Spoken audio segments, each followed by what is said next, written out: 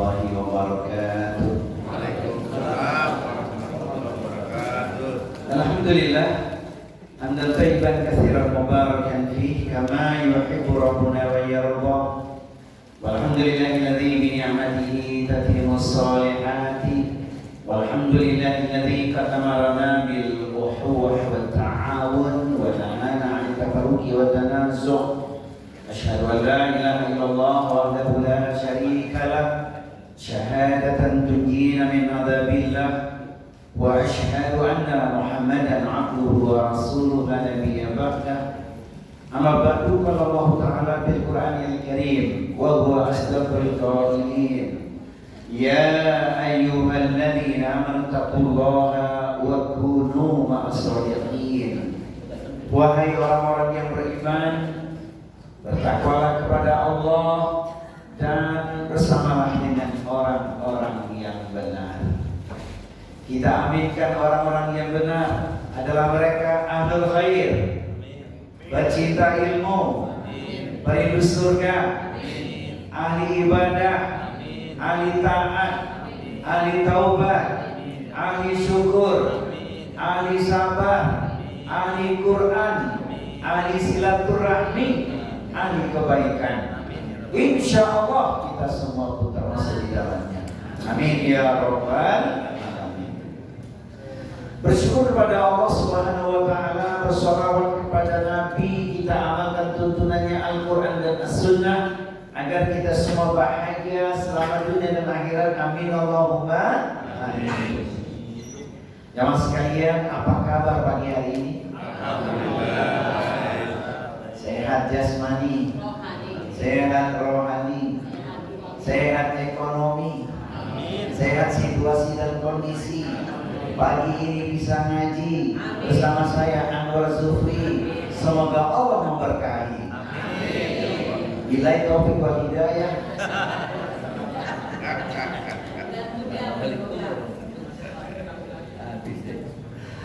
Baik, bulan berkah meninggalkan kita, bulan suci kembali menyapa. Bulan berkah itu apa? Ramadan. Karena memang dalilnya begitu.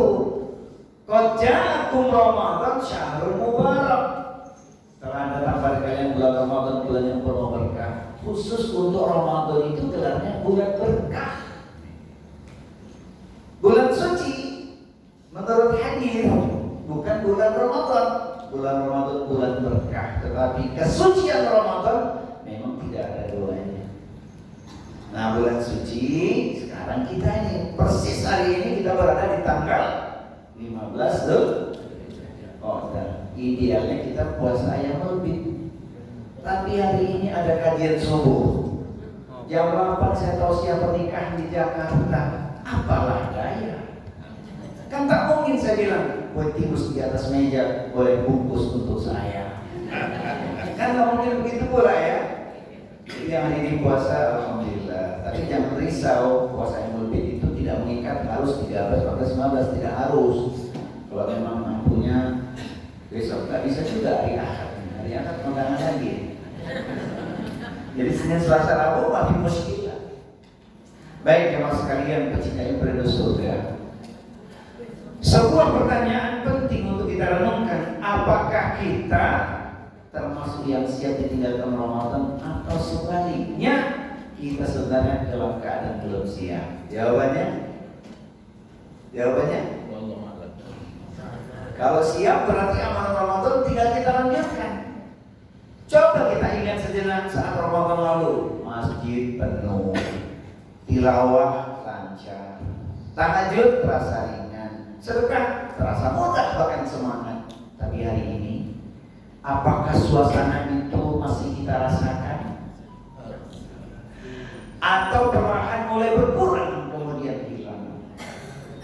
Khusus untuk jamaah Masjid Al-Hidayah Al-Hasyimi tidak demikian. Faktanya pagi hari ini jamaahnya masih 200 orang. Alhamdulillah, Masya Allah. Baik, jangan sampai kita terkena bahaya futur. Apa bahaya futur? Yang sering terjadi setelah Ramadan, Quran ditutup, masjid mulai sepi, sholat sunnah ditinggalkan. Inilah yang disebut futur, yaitu penurunan semangat ibadah. Bagaimana dengan kita? Ingat, pasca Ramadan ada 3 hal yang terjadi. Di pasca Ramadan ya, 3 yang terjadi. 1, seseorang bertambah berat badannya. Termasuk saya. Sebab usia Ramadan tidak langsung puasa. Puasa 6 hari nanti bisa akhir-akhir bulan Syawal, karena memang ada hajat dan seterusnya ya. Berat badan bertambah seperti saya itu bukan berarti banyak makan, berarti sedang banyak bersyukur. Sebab di mana-mana acaranya apa? Halal bihalal, ya kan? Lontong Medan, rendang Padang. Apalagi itu? Bulan Syawal itu banyak peristiwa. Terus terang banyak peristiwa. Kata orang Betawi, ikan bawal diasinin. Bulan Syawal dikawinin. Terus saya nikahin anak saya, tapi minta maaf, kondisi dan situasi tidak bisa mengundang Bapak Ibu sekalian. Tanggal 28 Maret yang lalu, 7 hari setelah Idul Fitri, saya menikahkan putri saya di Jakarta. Ya itulah situasi dan kondisi. Yang penting doa Bapak Ibu sekalian, semoga putri saya Karisa Jamilatur Rahmah dan suaminya Aska diberikan Allah kebahagiaan rumah tangga sakinah, mawaddah warahmah. Amin ya Allah. Jadi mau dimaafkan ya, dimaafkan. Baik, yang kedua pasca Ramadan seseorang turun berat badannya. Kenapa turun? Puasa dilanjut. Tanggal 1 Syawal saja dia tidak puasa. Tanggal 2 puasa 6 hari. Man shoma Ramadan tsumma atba'ahu sittan min Syawalin kana kasyami dahri. Siapa puasa di bulan Ramadan kemudian melanjutkan 6 hari di bulan Syawal, seolah ia berpuasa setahun penuh. Setelah itu melanjut pula dia puasa Daud. Masya Allah. Gimana Bu ya? Tambah berat badan apa berkurang berat badannya? Dua. Yang ketiga, berat badannya tidak berkurang, tidak bertambah. Itu bukan apa-apa. Dia termasuk yang dikatakan orang yang istiqomah. 3 pelajarannya ya. Pertama, berat badan bertambah namanya bersyukur.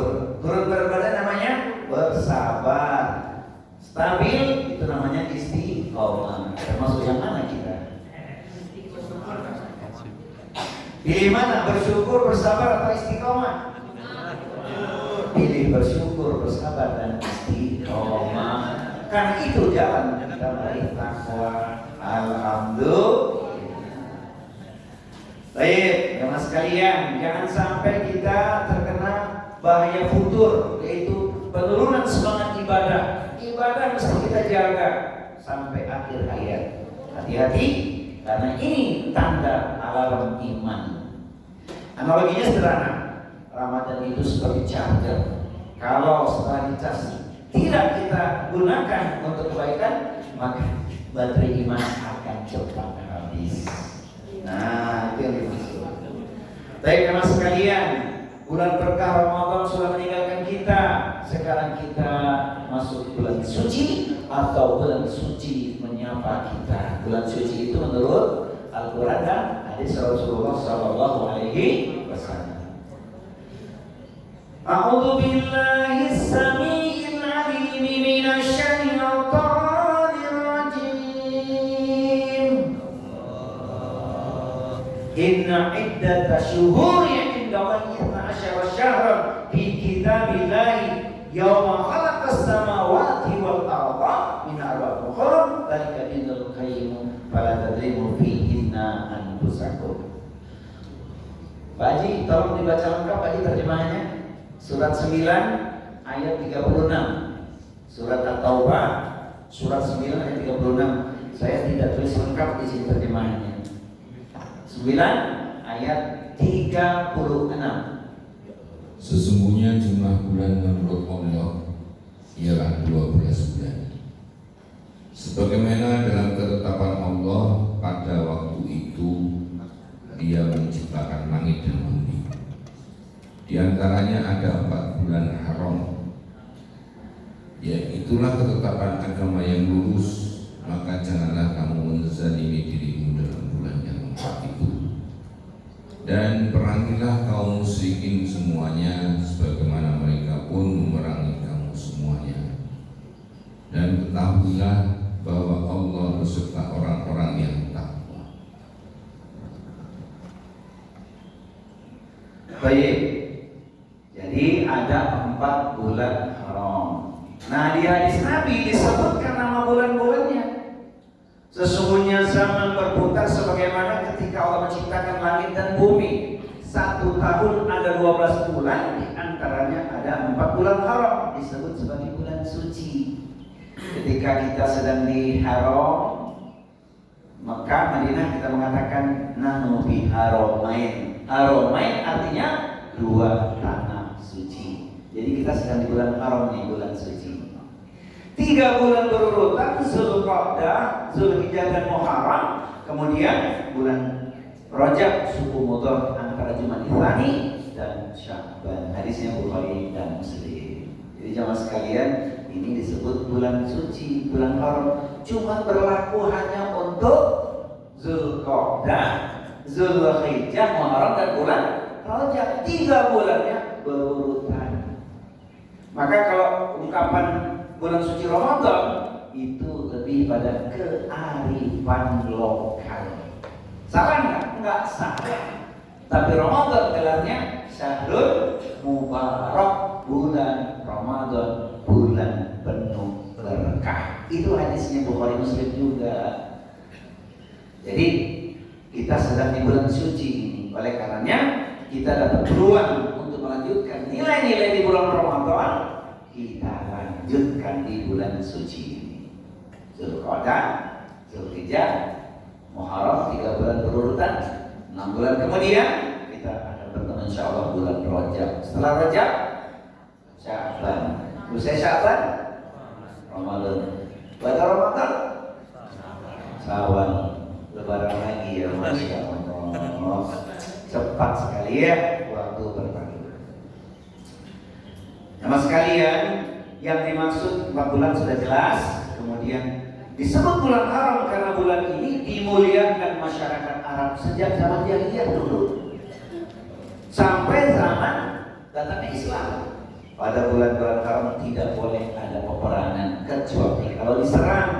Nah, itu yang terjadi seperti kondisi hari ini yang terjadi ya.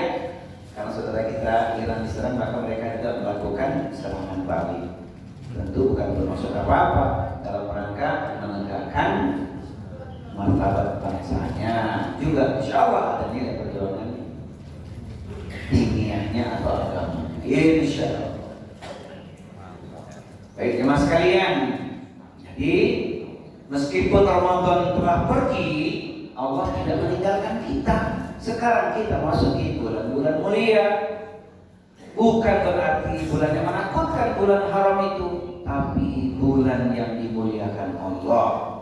Amal soleh lebih besar pahalanya, namun dosa juga dilipat gandakan. Jadi ini sebenarnya kesempatan kedua setelah Ramadan.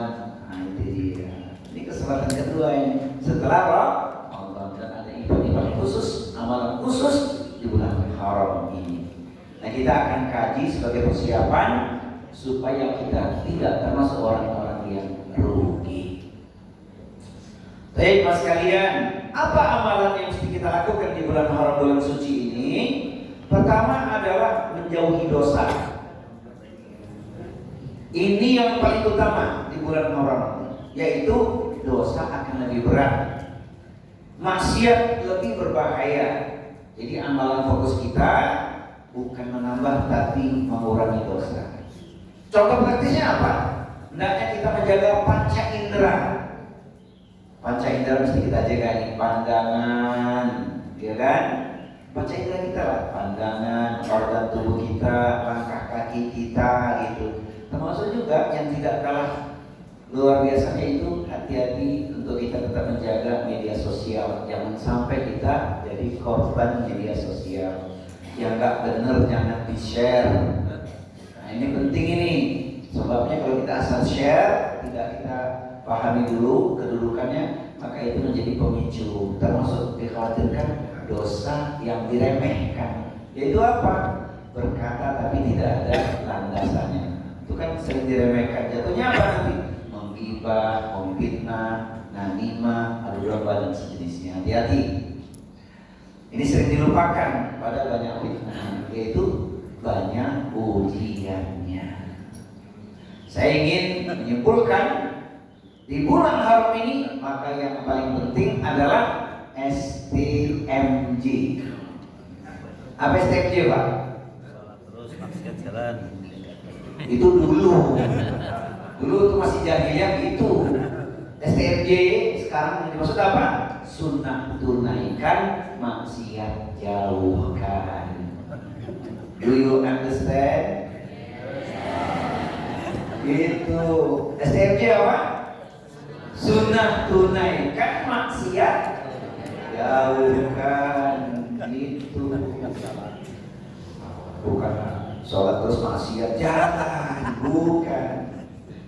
Boleh juga STMJ, sholat tahajud malam Jumat boleh juga.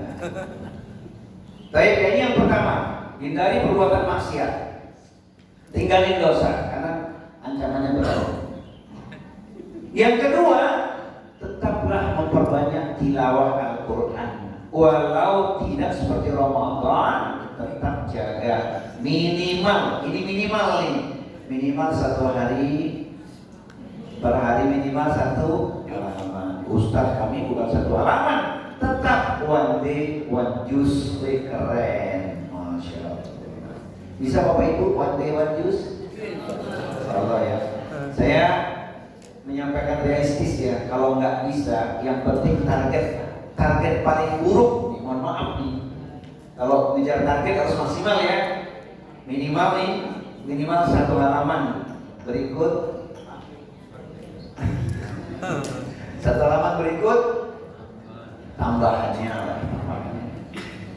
Supaya apa? Di bulan haram kita bisa khatam. Nggak bisa khatam di bulan Zulqa'dah, bulan Zulhijjah, nggak bisa lagi. Jangan sampai berakhir Muharram nanti kita belum khatam. Khatamin tuh. Kalau Ramadan kita bisa sebulan penuh, nah di bulan suci, bulan Ramadan 3 bulan berturut-turut, jangan sampai tidak khatam. Insya. Jadi kontinuitas yang diperlukan, bukan banyaknya.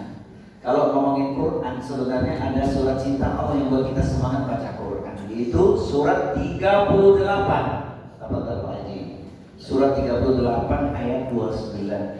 Ingat ini ayat, renungkan, insya Allah kita semangat baca Quran.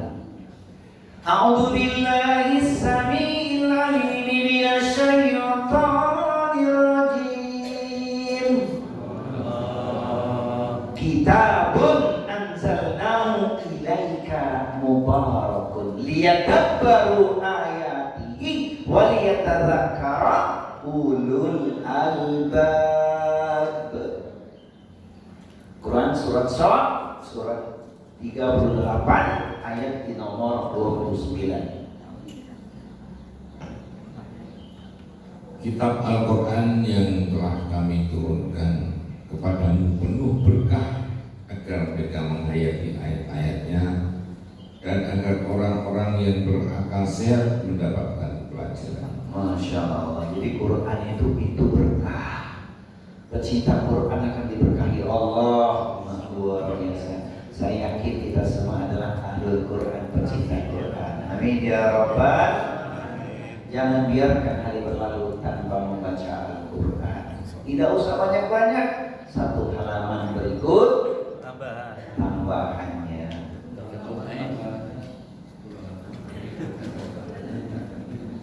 Kan sudah ada amalan tetap ya, tiap malam tuh.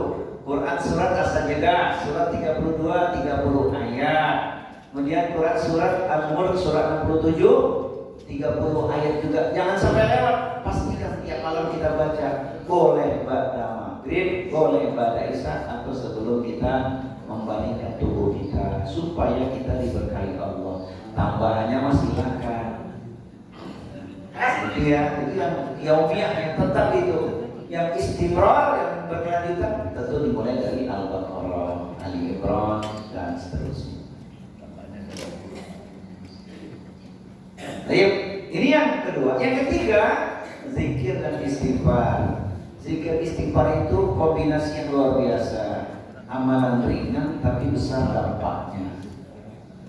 Ketika kita mohon ampun kepada Allah, ada kesejukan, ada kenyamanan, tenang hati. Karena kita merasa tidak ada hari berlalu kecuali tanpa kita sadari kita melakukan kesalahan atau dosa. Maka dengan minta ampun, Allah menjanjikan ampunan untuk kita. Quran surat An-Nisa surat yang keempat ayat 110. Wa man ya'mal su'an aw yadlim nafsahu tsumma yastaghfirillah yajidillahu ghafurur rahim. Barang siapa melakukan perbuatan buruk atau kezaliman, menzalimi diri sendiri, kemudian dia minta ampun, mohon ampun kepada Allah, niscaya dia mendapati Allah Maha Pengampun lagi Maha Penyayang. Jadi perbanyaklah kita minta ampun kepada Allah. Apalagi paketnya lengkap. Apa itu paket lengkap? Bangun tidur terus doa. Jangan mandi berdoa. Masa lupa sih? Bangun tidur terus berdoa. Di kamar mandi jangan lama-lama. Sholat tahajud jangan lupa. Istighfarlah sebanyak-banyaknya. Kata siapa? Kata kita semua. Jangan kata Ustaz saja. Serius itu paketnya begitu. Nah di penghujung malam itu ketika kita minta ampun, ada potensi besar doa kita dikabulkan Allah. Yang minta ampunan dosanya diampuni, yang punya persoalan Allah akan berikan solusi, yang punya hajat permohonan Allah akan kabulkan doanya. Suratnya mana itu Ustaz? Suratnya surat nomor 51 ayatnya 17-18. Ya boleh Pak Haji. Quran surat 51 ayatnya 17-18. Kanu qalilan minal laili ma yahjaun wa bil ashari hum yastaghfirun. Mereka sedikit sekali tidur pada waktu malam, dan pada malam akhir malam mereka memohon ampun kepada Allah. Sedikitnya berapa kali disebut Pak Haji? Kata sedikit berapa kali? Sekali ya. Mereka sedikit sekali ya. Bukan mereka sedikit tidur. Bukan ya, sedikit sekali. Jangan sedikit-sedikit. Kalau sedikit-sedikit berarti banyak tidurnya. Itu amalan yang berkelanjutan oleh Ramadan kemarin sudah kita lakukan. Pastikan kita melakukan tadi ya. Jangan lupa supaya menjadi kebiasaan. Bangun tidur terus di kamar mandi, sholat tahajud, istighfar sebanyak-banyaknya. Masya Allah. Ibu-ibu yang paling apa itu? banyak dosa. Istighfar, tasbih, tahmid, takbir. Jangan lupa zikir pagi, zikir petang, terutama nanti di bulan Zulhijjah bulan depannya berbanyak takbir. Nah, kita akan lanjut nih. Kemudian nomor yang keempat, sholat sunnah. Rawatib sebelum dan sesudah sholat fardu. Jamaah sekalian, tidak banyak tuh. Qobliyah ba'diyah itu 12. Sebelum subuh, qobliyah subuh 2 rakaat. Ba'diyah subuh enggak ada. Kemudian zuhur, qobliyah zuhur 4 rakaat, 2 salam. Ba'diyah zuhur 2 rakaat. 2 rakaat ba'diyah zuhur. 2 rakaat ba'diyah zuhur. Kemudian ba'diyah maghrib sesudah maghrib 2 rakaat. Ba'diyah isya 2 rakaat. Jumlah 12. Itu qobliyahnya kapan? Sebelum asar kita tidak qobliyah, tapi syukril wudu, sholat sunnah mutlak, bahkan boleh juga 4 rakaat. Jadi punya peluang menambahkan. Sebelum maghrib syukril wudu, sholat sunnah mutlak. Nah itu.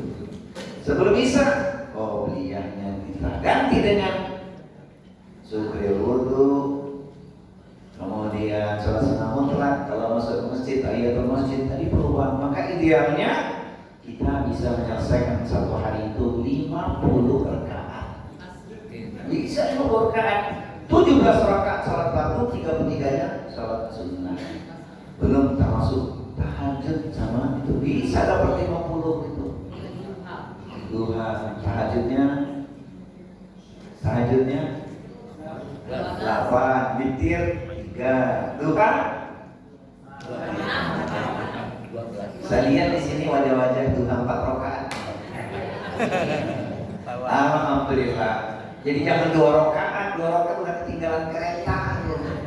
2 rakaat baru sedekah untuk tubuh kita, untuk sendi-sendi tubuh kita ini.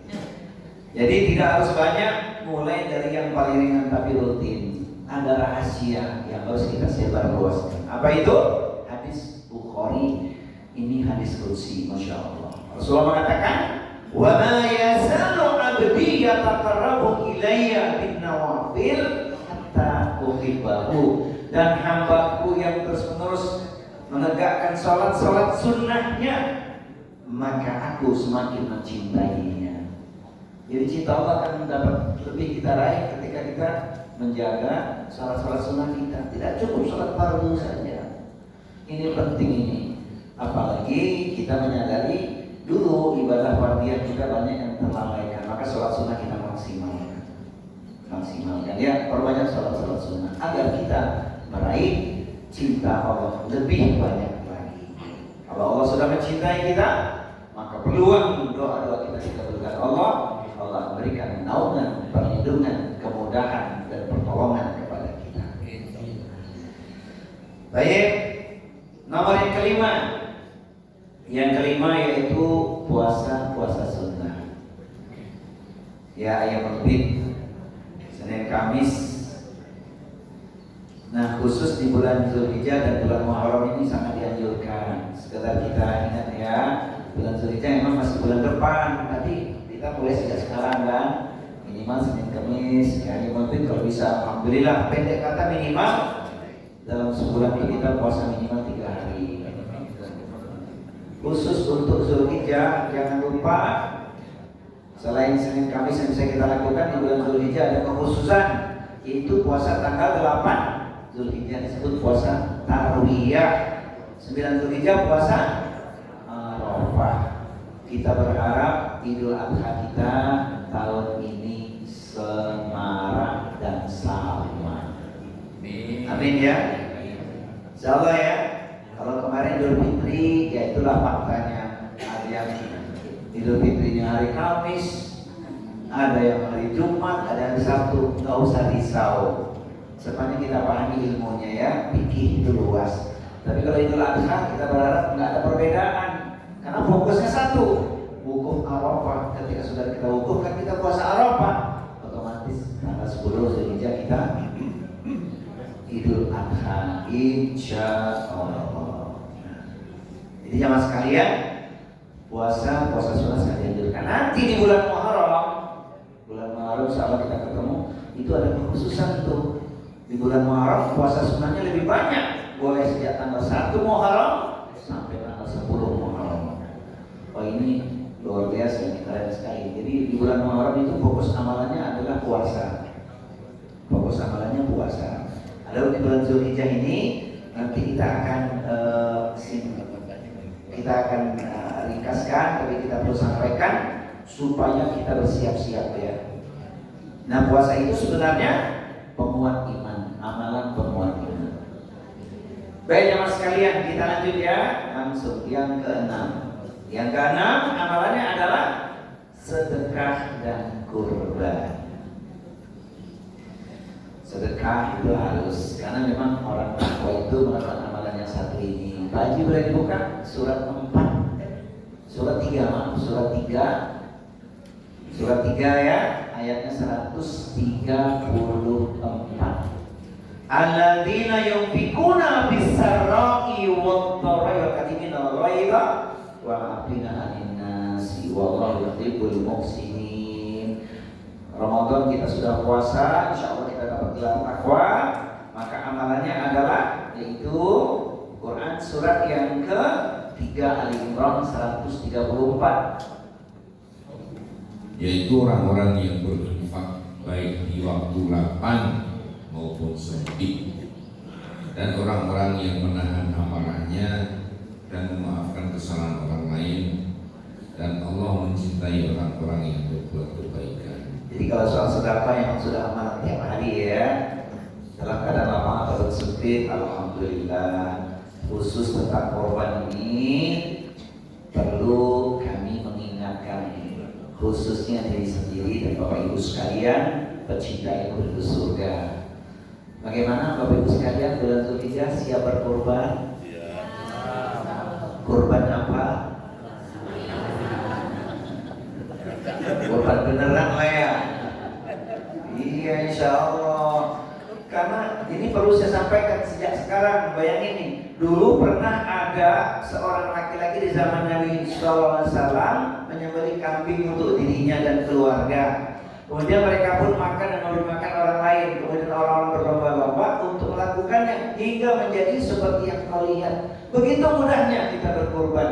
Seekor domba bisa untuk satu keluarga. Kalau mampunya kita hanya seekor domba, apa enggak mudah ibadah kurban? Sebab kurban ini syiar. Nah, gimana Ustaz kalau yang satu ekor sapi 7 nama? Nggak ada masalah, jangan 9 nama. Cuman masing-masing dari 7 itu boleh meniatkan, ya Allah, jadikan kurbanku pahala untuk diriku dan keluargaku. Bisa dapat berdasarkan hadis ini. Jadi nggak berat. Kalau tiap tahun 1 ekor untuk 1 nama gitu ya, hanya 1 nama saja, kan kasihan kalau seorang suami punya istri. Punya istri? Oh, 1, alhamdulillah. Anak 10 ya. Itu anak yang ke-10 kapan dapat pahala kurbannya kalau tiap tahun 1 nama? Enggak begitu. Rasulullah memang berkorban 2 ekor domba. 1 untuk umat yang tidak bisa berkorban, untuk umat yang tidak bisa berkorban, 1 untuk diriku dan keluarga, kata Rasulullah. Jadi ibadah kurban itu ibadah syiar yang bisa kita lakukan tiap tahun, tidak berat. Alhamdulillah. Begitu. Kalau seekor domba bawa langsung keluarga Ahmad gitu. Tapi ketika sapi memang yang disebutkan 1 nama, atas nama siapa. Tapi ketika saat udhiyah itu dia meniatkan, mohon kepada Allah, ya Allah jadikan 9 korbanku untuk diriku dan keluargaku. Boleh berdasarkan hadis ini. Jadi ini luas banget ibadah kurban syiar. Kita buka dalilnya Pak Haji, surat 22. Surat 22 ayat 28.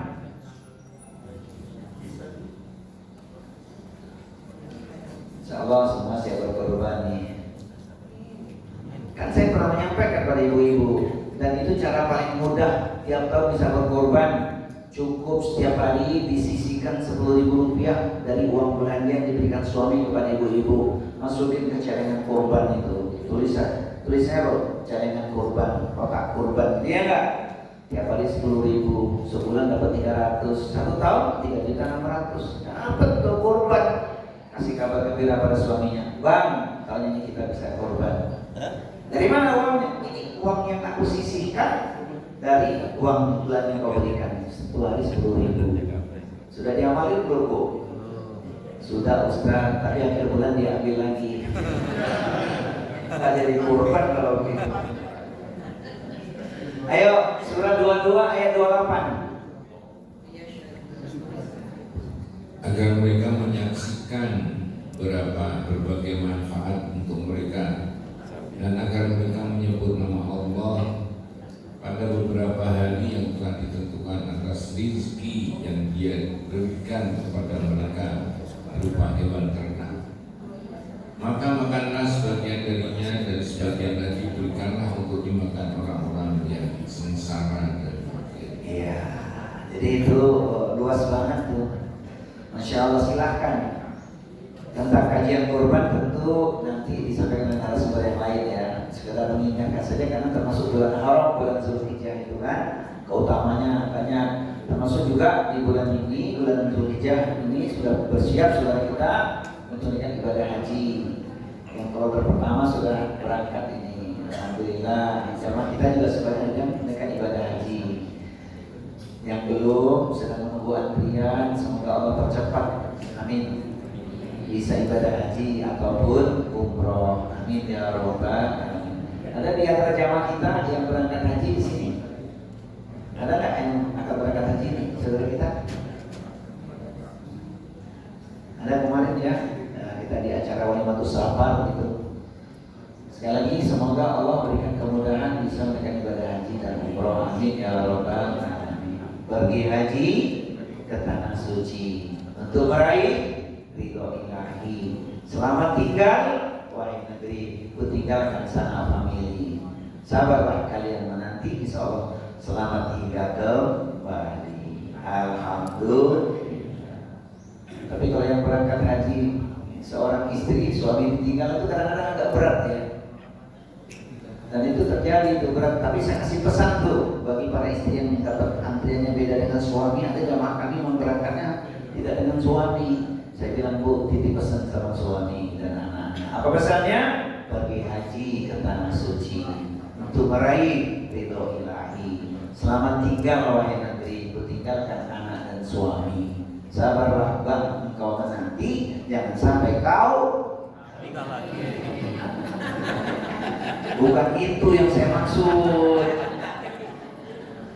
Pergi haji ke tanah suci untuk meraih ridho ilahi. Selamat tinggal wahai negeri, titipkan atau tinggalkan anak dan suami. Sabarlah bang, engkau menanti, jangan sampai kau lupa diri.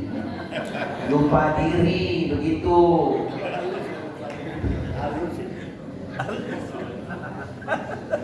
Kalau yang berangkat haji suami istri gimana pesannya? Pergi haji ke tanah suci untuk meraih ridho ilahi. Selamat tinggal wahai negeri, ku tinggalkan putra dan putri. Sabarlah nak, engkau menanti, jangan kau jual isi lemari. Betul nggak? Ya, tentang haji, tentang kurban, saya yakin nanti akan ada porsi lain diluaskan oleh narasumber yang lain mendekati ibadah kurban ya. Mudah-mudahan Bapak Ibu semua kita bisa berkorban tahun ini. Amin ya robbal alamin. Supaya kita dapat nilai di sisi Allah, yaitu menjadi insan yang taat. Ya, tujuannya kurban adalah untuk kita meraih puncak ketaatan kepada Allah Subhanahu Wa Taala. Kalau Nabi Ibrahim berkorban dengan putranya, kita cuma kurban apa sih? Ya kan? Nggak seberapa. Sehari 10.000 bayangin tuh, masya Allah. Kelas kita masuk di nomor yang ketujuh. Ini nomor yang terakhir, tapi ini cukup luas ya. Karena memang puncaknya di sini nih. Amalannya akan berkelanjutan. Memperbanyak amal soleh secara umum. Semua amal soleh itu dilipat gandakan pahalanya. Di antaranya apa? Membantu orang ta'awun. Kalau kita lihat pesan Al-Quran memotivasi untuk beramal, jangan lupakan ayat yang satu ini. Boleh dibuka Pak Haji? Quran surat 16. Surat 16 ayatnya di nomor 97. A'udzu billahi as-sami'il 'alim minasy syaithanir rajim. Man 'amila shalihan min dzakarin aw untha wa huwa mu'minun falanuhyiyannahu hayatan thayyibah wa lanajziyannahum ajrahum bi ahsani ma kanu ya'malun. Barang siapa mengerjakan kebajikan, baik laki-laki maupun perempuan dalam keadaan beriman, maka pasti akan kami berikan kepadanya kehidupan yang baik dan akan beri balasan dengan pahala yang lebih baik dari apa yang telah mereka kerjakan. Masya Allah. Beramal soleh apalagi di bulan suci, bulan haram ini, bukan sekedar pahala yang berlipat ganda, tapi Allah menjanjikan hayatan thayyibah, kehidupan yang baik. Ya, kehidupan yang baik itu dimana? Bahagia dunia, nanti juga bahagia akhirat. Maka semangat kalau kita baca ayat ini, kita ingin beramal, jangan ditunda-tunda. Setiap keinginan yang baik eksekusi, tunaikan. Sebab kalau ditunda-tunda nanti berujung dengan melalaikan. Ya Bu. Baik.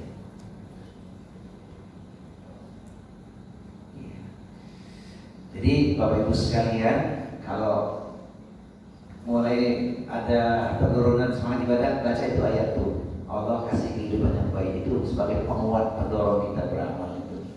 Surat 16 ayatnya 97. Amal individual maupun amal sosial dan begitu banyak bisa kita lakukan. Kalau sudah mulai malas, mulai turun, ingat itu ayat. Supaya apa? Grafiknya naik lagi. Itu yang dikatakan istiqomah. Nah, ada ayat-ayat yang dikaitkan dengan amal sosial setelah kita lakukan amalan individual, dan ayat ini memang menjadi pendorong bagi kita juga. Itu Quran surat 4, surat yang keempat ayat nomor 36. Aktivitas kehidupan kita tidak lepas dari beramal, dan ini yang bisa kita lakukan. Surat 4 An-Nisa ayat 36. Wa'budullaha wa la tusyriku bihi syai'an wa bil walidaini ihsanan ila akhiril ayat. Ini amalannya Masya Allah.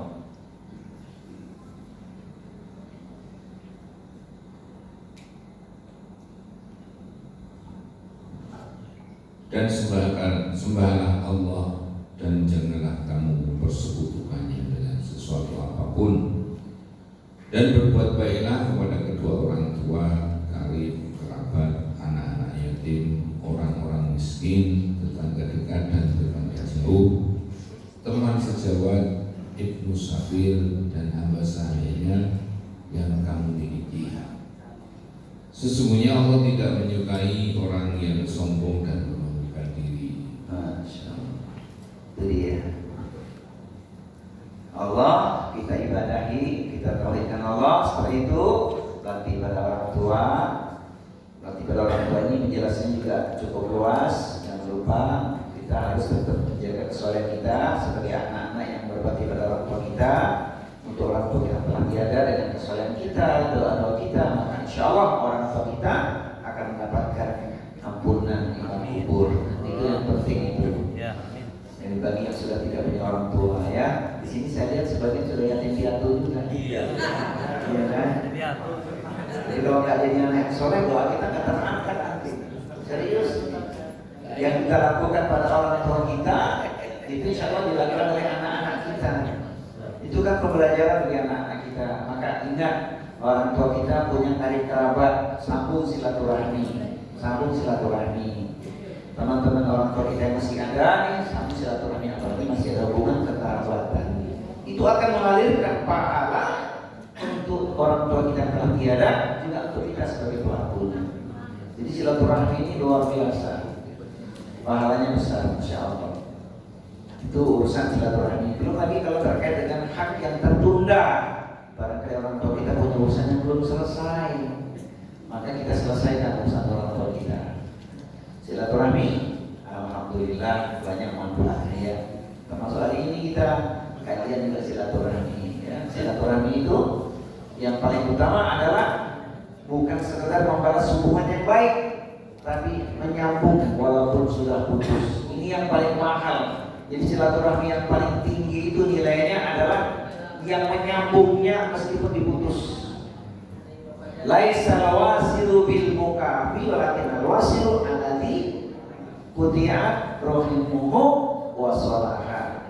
Yang dikatakan silaturahmi bukan sekadar membalas hubungan yang normal, timbal balik kebaikan, tetapi menyambungnya meskipun sudah diputus. Nah, ini yang luar biasa. Jadi kalau hubungan normal itu ya lazim saja, tapi kalau penyambung kita sudah diputusin itu luar biasa. Pahalanya besar. Itu yang dikatakan silaturahmi yang sesungguhnya. Alhamdulillah ya, insya Allah. Orang-orang pecinta kopi itu akan suka silaturahmi. Betul kan? Cuman kopinya nggak di dalam masjid. Terus saya taklim nanti kopinya di luar. Makanya hari ini saya ikuti aturan, saya nggak minum kopi, cuma minum teh tarik aja. Memang nikmat secangkir kopi. Yang kompak dong. Memang nikmat secangkir kopi. Apalagi ada Roti. sepotong roti. Sambung terus silaturahmi. Panjang umur, luas rezeki.